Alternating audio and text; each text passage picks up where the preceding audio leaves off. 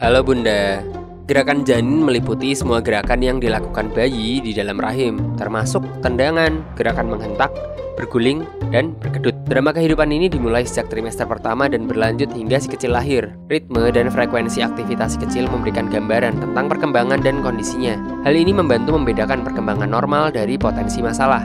Lalu bagaimana gerakan janin di trimester ketiga? Tonton video ini sampai selesai. Perubahan aktivitas janin. Selama trimester ketiga, janin terus tumbuh dalam ukuran dan kekuatan. Akibatnya, kualitas dan karakter gerakan pun akan berubah. Bunda mungkin merasakan gerakan yang lebih kuat dan lebih tegas, seperti tendangan, tusukan, atau gulungan, saat bayi menjadi lebih kuat dan aktif. Namun, dengan bertambahnya ukuran bayi dan berkurangnya ruang di dalam rahim, gerakan ini mungkin terasa berbeda dari sebelumnya.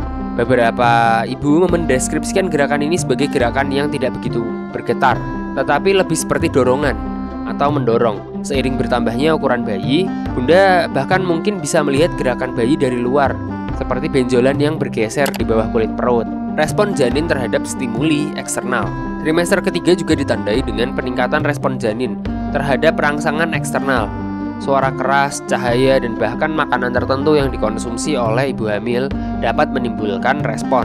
Bayi mungkin menendang sebagai reaksi terhadap suara keras yang tiba-tiba, atau menggeliat setelah Bunda makan sesuatu yang manis. Nah, periode ini adalah saat yang menarik ketika Bunda mulai melihat jelas sekilas kepribadian dan responsivitas bayi, membedakan jenis gerakan janin. Saat bayi tumbuh, ia tidak hanya akan menendang, tapi juga meregang, memutar, dan berputar. Kadang-kadang Bunda mungkin merasakan bagian tubuh seperti kaki, siku, atau kepala yang menonjol dari perut. Gerakan-gerakan tersebut normal. Selain itu, juga merupakan bagian dari latihan harian dan rutinitas perkembangan bayi. Bunda sering menemukan bahwa bisa membedakan berbagai jenis gerakan, mengembangkan pemahaman intuitif tentang pola aktivitas bayi. Sebelum lanjut, tulis di kolom komentar kalau Bunda punya pertanyaan atau saran. Gerakan janin di malam hari dan pola tidur. Banyak yang merasakan bayi mereka begitu aktif saat malam tiba. Beberapa alasan dapat menjelaskan ini. Pertama, gerakan Bunda sepanjang hari bisa membuat bayi terlelap. Ketika Bunda istirahat di malam hari, bayi mungkin bangun. Kedua, peningkatan kadar gula darah pasca makan malam bisa memberi bayi energi lebih untuk bergerak. Ingat, siklus tidur bangun janin tidak selalu selaras dengan bayi baru lahir. Meski begitu, janin punya waktu tidur dan juga waktu bangun.